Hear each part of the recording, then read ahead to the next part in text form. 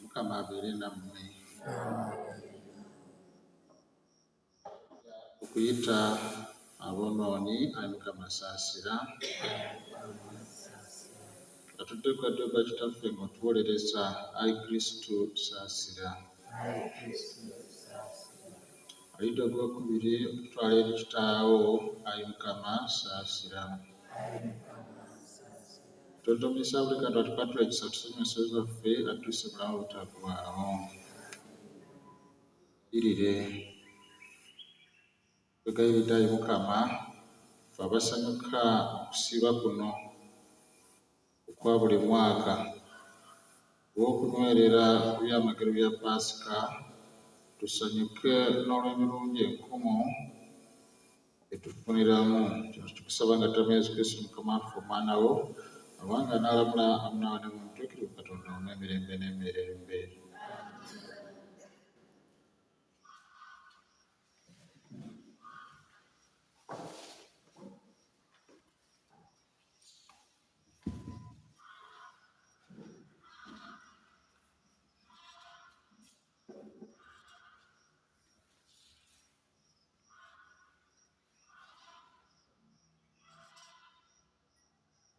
Okusaasira kwenjagala si kitambiro. Essomo erisooka bye tusoma mu kitabo kya Ozeya omulanzi omutwe ogw'omukaaga. Bino Omukama by'agamba: mu nnaku zaabwe bakyukira gye ndi ku maliiri nti, mujje tudde eri Omukama, kuba ye yasooka era y'anaatuwonya. Anaakuba ate n'ajjanjaba, wanaayita bbiri n'atuzaamu obulamu, ku lw'essatu n'atuzuukiza ne tubeera mu maaso ge. Tuligenda tweyongera mu kutegeera Omukama. Okujja kwe kulinga mampya. Mu kujja alitubeerera ng'enkuba ey'omwaka, etonnya akawungeezi bw'ekola ettaka. Efulayimu, nkukolere ki? Yuda, nkukolere ki? Okweddamu kwammwe kulinga ekire eky'okumakya, oba nga mambya ajja n'ayita obuyisi. Kyennava nno mu balanzi bange babajja ne mbata n'ekigambo kye njogedde. Okulamula kwange kunaavaayo ng'ekitangaala, kubanga okweddamu mu mutima kwe njagala so si bitambiro. Okumanya Katonda kwe njagala so si kwokya byonziira. Abooluganda, eby'Omukama yabyogera. Twebulirire Ezabbuli ekiddibwamu, njagala ekisa si kitambiro. Ayi Katonda, nsaasira ng'ekisa kyo bwe kiri. Olw'okusaasira kwo okungi, sangulawo ekyonoono kyange. Naalizaako ddala omusango gwange, era ontukuzeeko ekibi kyange. Njagala ekisa si kitambiro. Anti n'ekitambiro tikikugasa, ne bwe nandikikuwadde ekyokye tiwandikisiimye. Ekitambiro kyange, Ayi Katonda, gwe mwoyo ogumenyese, omutima ogwemenye ogwetowazizza. Ayi Katonda, toligugaya. Njagala ekisa si kitambiro. Ayi Mukama, olw'ekisa kyo Siyoni mugirire ekisa, oddemu okuzimba ebisenge bya Yerusaalemi. Olwo lw'olisiima ebitambiro eby'etteeka ebiweerezeddwa n'ebyonziira. Njagala ekisa si kitambiro. Abooluganda, tuyimirire twanirize Evanjiri. Nikwache kitukuvu tutende, tukaboze n'entongoli tutende, mumwomezo n'emunyina tutende, mungwe y'embuzi n'abadiga tutende, atenderezebwe Omukama, atenderezebwe Omukama Katonda w'amagye, atenderezebwe Omukama, agulumizibwe Omutonzi w'eggulu n'ensi. Atenderezebwe Omukama, atenderezebwe Omukama Katonda w'amagye, atenderezebwe Omukama, agulumizibwe Omutonzi w'eggulu n'ensi. Omukama abeere nammwe. Bigambo Evanjiri ya Mukama waffe Yesu Kristo bivudde mu Luka.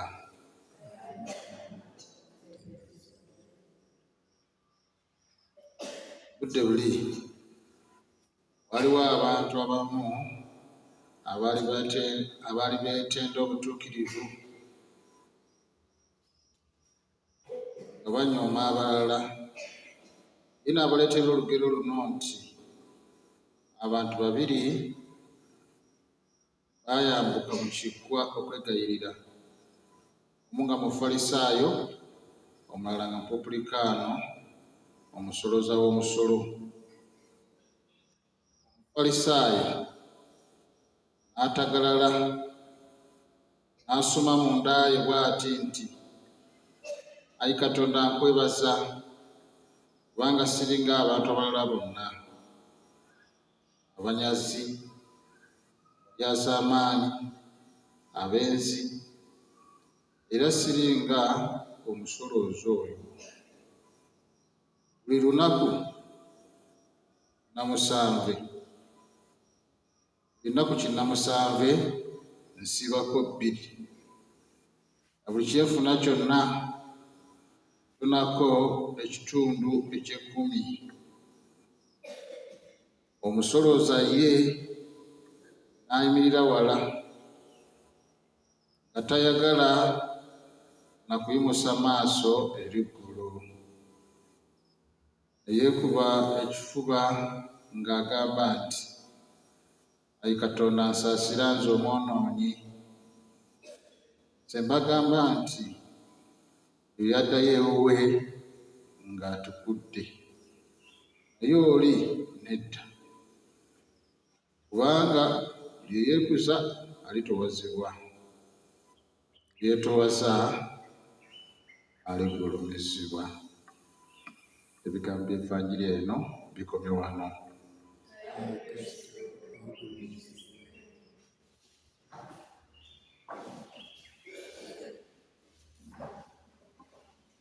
Luganda baagalwa, Mawaffe Yesu Kristo atuleetedde essomo erisoomooza ennyo omulembe gwaffe guno. Mulembe ogw'okweraga,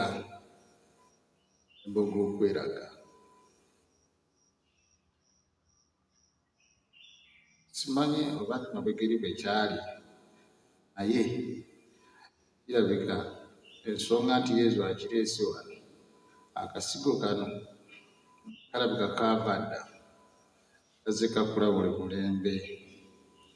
Naye omulembe gwaffe guno yakutubeerera kizibu nnyo okugenda mu ggulu nga Yesu bw'agambye, kubanga omulembe gwaffe akweraga, era tuteekeddwa okwegendereza ennyo engeri gye tusoma. Buli kimu abantu basinga kye tukola baagala abantu batulabe, era tekikoma mu bintu byokka ebya bulijjo, naye ne musaala, bintu ebya bulijjo, ebintu bingi nnyo bye tulabirako. Ennaku zino ekisinga okuvaayo ennyo kikyokwanjula.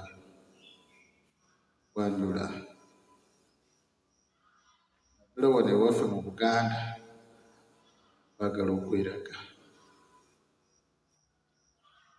okweraga, ate tebayina. N'agenda n'atunda ekibanja, n'agenda mu bbanka, yeewula ssente, n'asingirayo ebintu bye ebitali bibye n'abisinga. Agende yeerage, n'aleeta emifaliso gyonna okugimala mu gundi. Ani yasinga okuleeta ebintu ku kyalo? Abamu bye balemeseza n'okufumbirwa, bye balemeseza n'okukola embaga. Bali abo teteekeddwa okusinga ku kyalo, kubeera n'embaga ennene. Kati akatiba ako okugenda nga tweraga buli wamu ne kasensera ne mu ddiini. Muwulira ku leediyo ne ku ttivi abantu nga beeranga. Kusinga n'omusajja wa Katonda omutuukirivu, abantu beetadde mu kifo kya Katonda, beerangirirako obutuukirivu, beerangirirako amaanyi.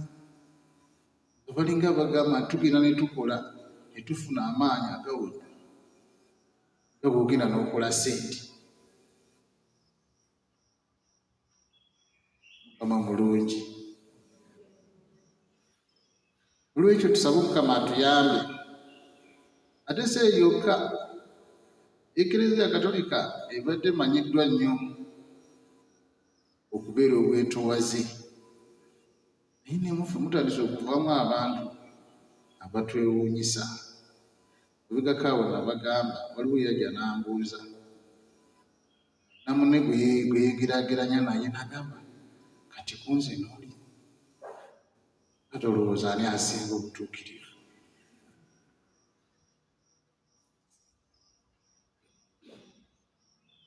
Yatali siriyasi ng'ambuuza, kubanga laba nga ndowooza nze mbatunuulira ennyo, tubuulire kunze n'oli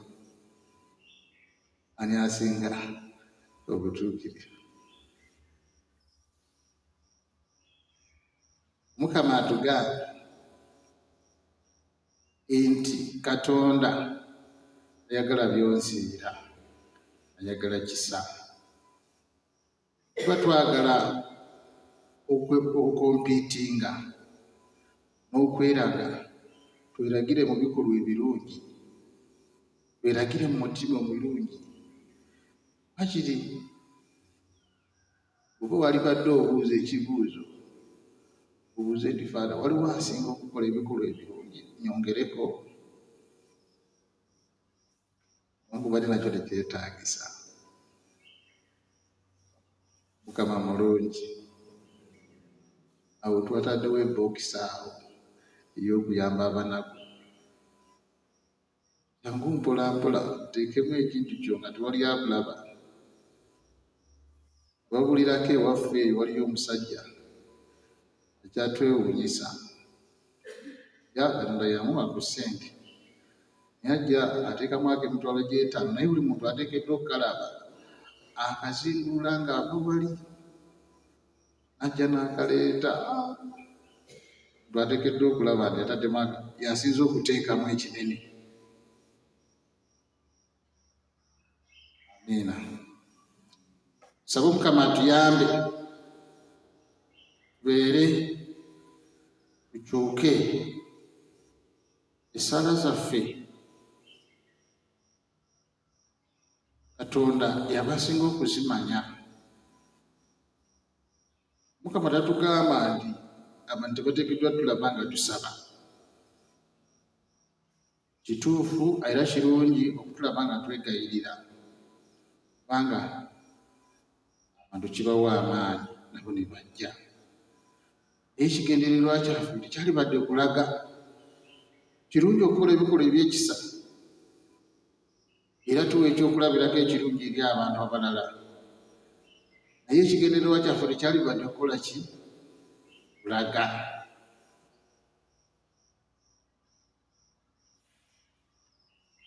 Ebikolwa byange, essaala zange bikola nga ngenderera ki? Akati omutima guno kyova olaba nti ate guzadde ebibala ebirala bingi. Tulina abakkiriza Kristo olwaleero mu Uganda bangi tusinga obungi. Kyokka ate gye tukomye okweyongera obungi n'ebikolwa ebivundu gye bikomye okweyongera. Ettemu, obubbi, obwenzi. Abagambako mu kampeyini awo enviiri zanva ku mutwe. Waliwo omwami omu yali alagira abasirikale okuvuga emmotoka. Bavuga emmotoka ne bayingira mu bantu ne babatta. Naye n'afiirwa taata we. Nti okulaba taata we nga yambadde ekoola. Taata we munnaddiini.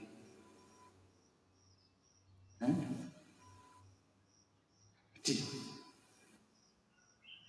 taata omunnaddiini ng'omuntu ava mu maka agalimu munnaddiini ava nabo ati naye nga yalagira vuga. Waliwo n'omulala eyasulako omujjukira Besigye bwe yazirika ne bamuddusa e Kenya.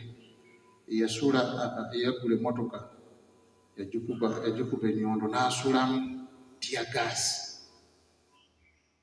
Ziriyo mada. Nitugende wayitawo nga wiikisi 2 nga bamulaga ng'ali mu kubuulira njiri. Yalangirira nga tali mu byambalo bya poliisi. Olwekyo ebintu bino ebyokweraga busaala okulaga nti tukola ebikolwa ebirungi naye ng'ekiro tufuuka ekintu ekirala. God is calling us for total change, especially this time of Lenten season. We must change. God is interested in our hearts. He is interested in a good and loving heart. That is all. Doesn't demand much. Come on, reading now.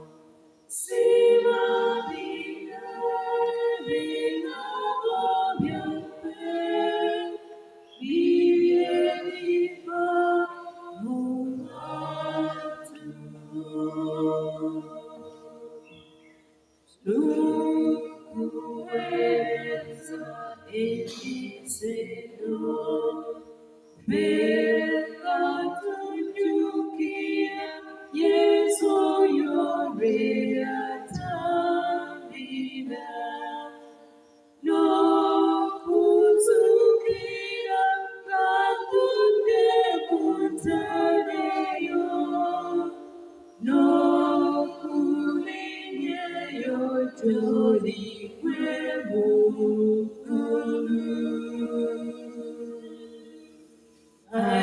aikatona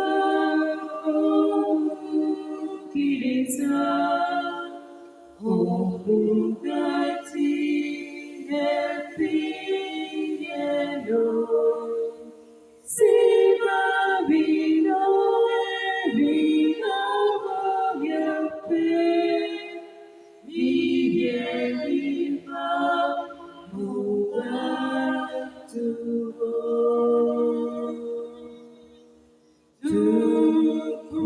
tukuweereza emiseno bekatunyukia mwana zaffe n'abatubo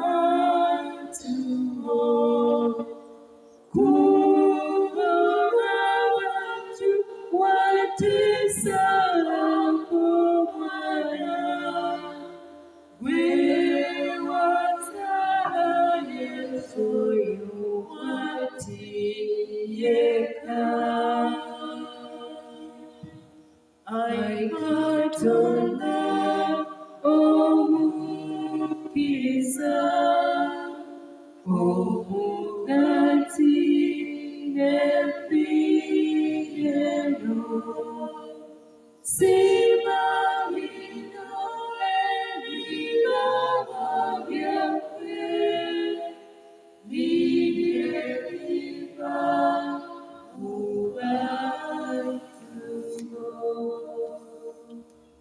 Abooluganda mwegayirire Katonda Paatyo Mwizaabwe kantu asime ekitambiro kino nze nammwe kye tumuweereza. Ekitambiro ekyakisinga akigye emikono gyakitwala kibiremu engaleeteno n'ekitiibwa naffe kitugase awamu n'eklezia yonna omutukuvu. Ayi Katonda gwe yatuyamba n'enneema yo tusembera ku kyamagero kino ng'emitima gyaffe mitukuvu tukwegayiridde nga butuuse obw'okusemberera ddala tugende mu bwetoowaze nga tusaanidde no tugikusaba nga tuta mu Kristo Mukama waffe.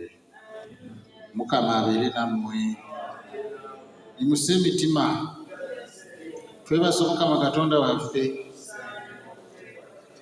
wamma kisaanye n'okuteekwa tuteekwa kituufu ddala era mu tuviira n'okulokoka Omukama Paatyo omutuukirivu Katonda Mwizaabwe kantu sewanaku okwebaza bulijjo na buli wantu kubanga watuteerawo akaseera akeesifu abaana bo ne tuba tuddiza emitima gyaffe obutukuvu bwagyo omutima nga gumaze okwejja ku bino ebibadde bigutwaliriza ebitakusaanidde olwo abaana bo ne basobola okumanya okweyambisa obulungi bino ebiyita obuyisi naye ng'esisira basinga kubissa ku biri ebitaggwaawo. N'olwekyo kyetuva twetaba ne bamalayika n'abatuukirivu bonna ne tukugulumiza nga tugamba nti batuukirivu Mukama Katonda w'amagye ekitiibwa kyo kijjudde bbunansi Hosana waggulu yajja n'emmere Mukama atenderezebwe Hosana waggulu.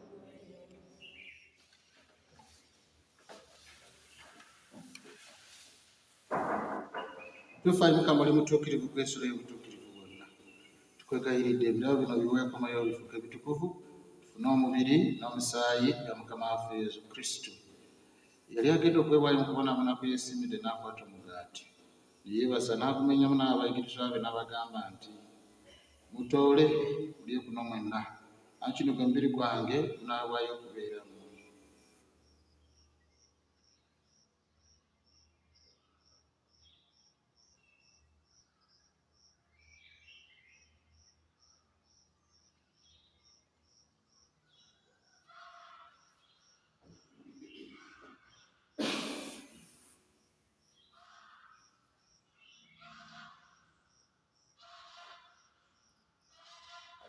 Bamala okwekyo ekiro Madam Parish era ne yeebaza n'abayigirizwa be n'abagamba nti ole nakuno mwonna anti ne Kaliisi y'omusaayi gwange ogw'endagaano empya gyerubeerera ogunaayiwa okubeera mmwe n'okubeera manyi okusonyesa ebibi kino mukikole nga lwakunzijjukira.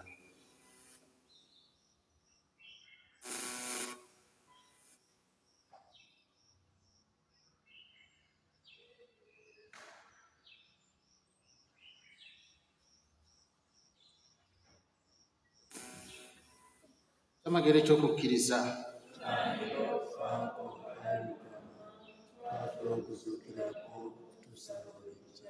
kale naye Mukama olw'okujjukira okufa n'okuzuukira kwe tukuweeresa omugaati guno ogw'obulamu ne Kayise ekulukuka nga tukwebaza kuba tugwaziza okumira mu maaso go n'okuweereza.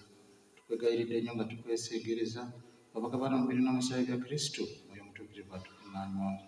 Jjukira Ayi Mukama akkiriza bunyeekulu mu ensi mutuzeeyo n'okwagalana wamu n'omuweereza wa Francis Papa waffe n'omwepiskopi waffe Yosefu Antoniyo Ziwa abo n'abaakwabirira bonna ddiini gy'ampa n'embusaasirira oti omuweereza we Yosefu wayita ave mu nsi munajja ewuwo nga mufaananyi mwana mu kufa mufaananyi n'okuzuukira okwennyini.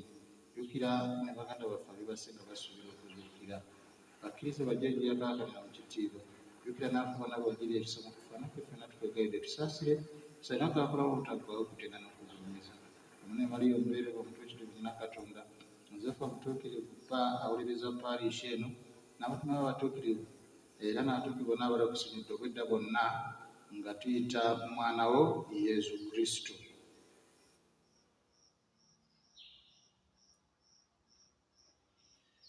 Katonda paatyo omuyinza wa buli kantu abala ekimu n'emwoyo omutuukirivu mu Kristo n'omwayita okufuna n'ofuna wamu naye era muyemu okufuna buli ttenda mu kitiibwa emirembe n'emirembe.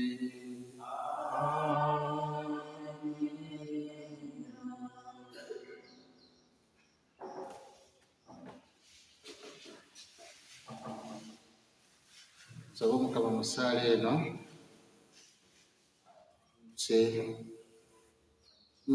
tugusse kufuuka abantu abalungi ne maaso g'abantu. Kitaffe ali mu ggulu obwakabaka bwo butye byagala bikolebwe mu nsi bwabikola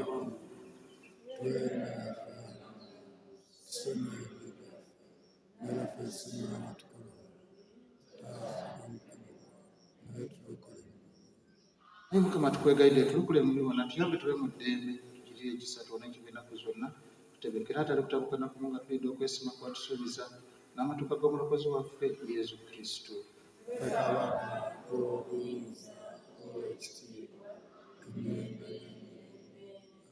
Ayi Mukama Yesu Kristo gwagamba nga tugaba nti balekedde emirembe mbadde emirembe gyange tutunulira byaffe naye amaaso gaze okukiriza ku ekleziyawo kkiriza okunyuza mu kukkiriza ne mu kwagala kubanga n'olamula emirembe n'emirembe. Eddembe ly'Omukama Yesu libeere nammwe ennaku zonna.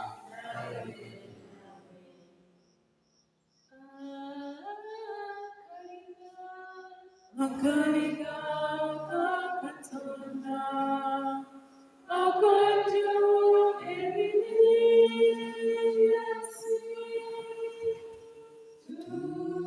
tukusaba otusaasire.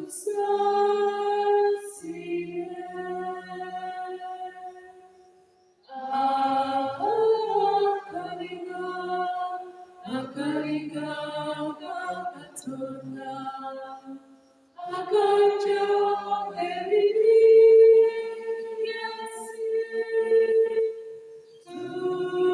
tukusaba otusaasire.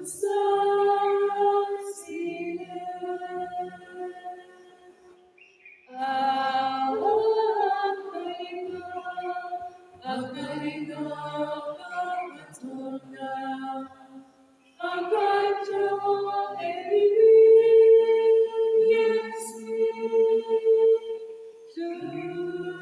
tukusaba otuwe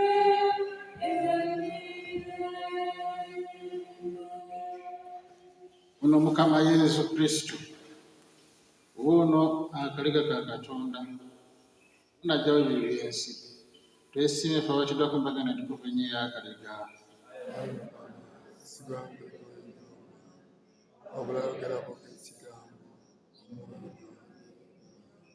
Namusabya Kristo bitukuume bitukuze obulamu obutaggwaawo.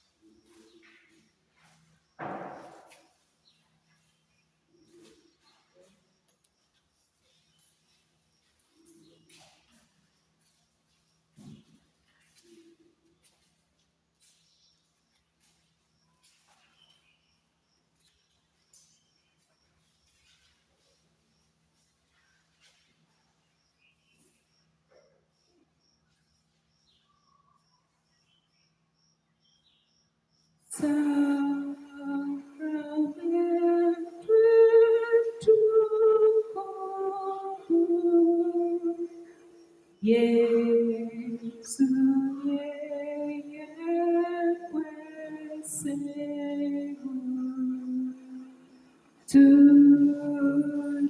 tulisize okutya wabula kulyagala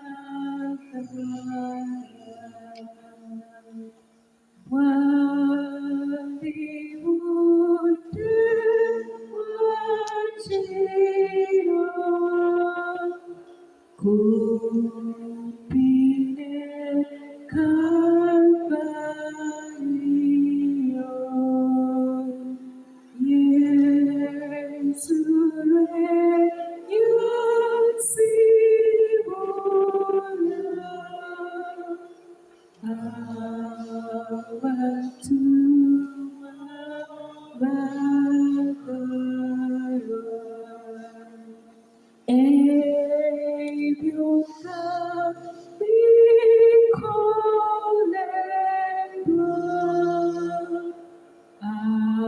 awona bakutira kino kikolenga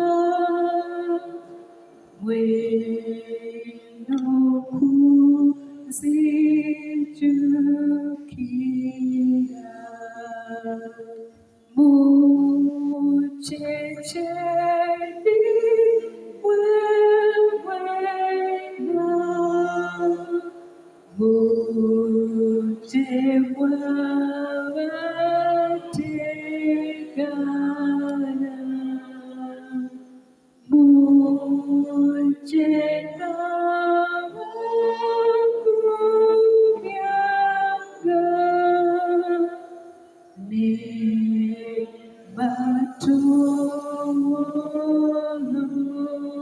batolosa Twegayirire. Ayi Katonda omusira kisa esakramento lino eririisa bulijjo emyoyo gyaffe tukwegayiridde tuwe okulisangamu ekitiibwa ekisaanidde tunyisenga omwoyo omulungi nga tukikusaba nga tamu Kristo Mukama waffe. Banajje okubalaba tubaagaliza olusirika olulungi ate n'okwesimbira okulungi. Balinayo olusirika olwaleero olunaku lulamba. Baagala okwaniriza Sisita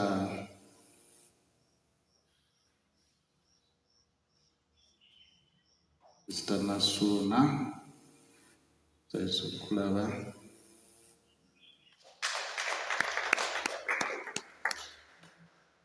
ate twagala okwozayoza abasisita baffe nozamulaba bakyuseeko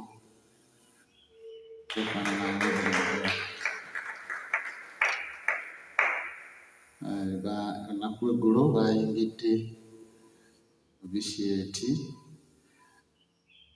eno tubakulisa ate basabire omugigi ogwo omutendera ogwo gwe bagenzeeko gwe gusinga obukulu mu bunnaddiini era gwe gubateekateeka okuba ebiragaano. Eno tubasabire abo nga bwe batusabira.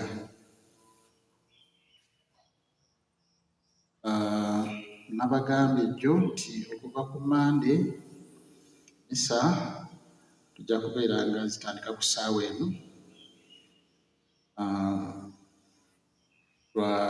Tumaze ebbanga nga tukikubaganyako ebirowoozo ne Faada olw'ensonga nti abakulu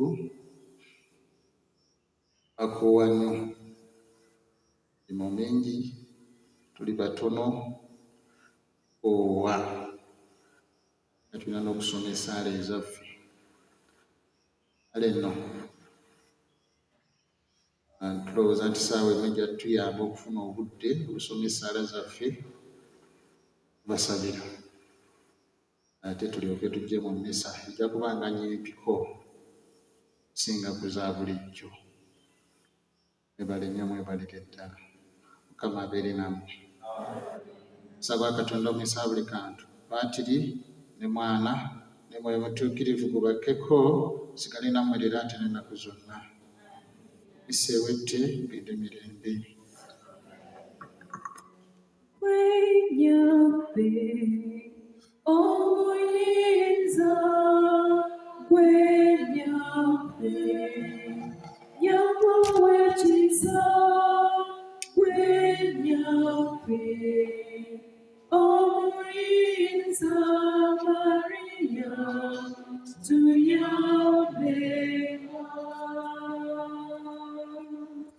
Bikira Maria gwenyaffe omwagalwa, Omwana y'amafaanano. Bikira Maria gwenyaffe omwagalwa, tutuno tuyambe tuliraanamo. Gwenyaffe omuyinza, gwenyaffe nyambo w'ekisa, gwenyaffe omuyinza, Maria tuyambeko.